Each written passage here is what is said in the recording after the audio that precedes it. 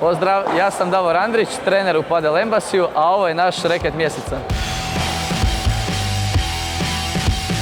Naš reket mjeseca koji imamo ovdje je AT10 Nox, koji je dizajniran prema Augustinu Tapi. Dakle, dijamantnog je oblika, što je više poželjno za igrače napadačkog stila igre. Težište je više prema gore, odnosno u glavi, tako da je reket jako pogodan za snažne smeševe, a opet pruža dovoljnu kontrolu. Evo, isti taj reket koristim već 5 mjeseci, podučavam ljude u klubu i dalje mi je jako udoban za igru. Jako mi odgovaraju njegove karakteristike u napadačkom dijelu igre, a isto tako i u obrani.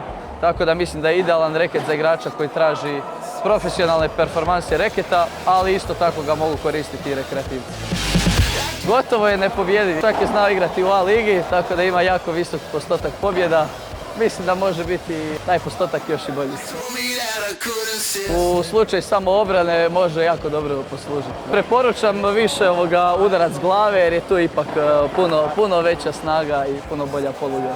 Nema ko te može opljačkati s tim reketom. Ovaj reket bit će nam cijeli 6. mjesec na popustu 25%, tako da požurite po njega u Padel Embassy. Vidimo se.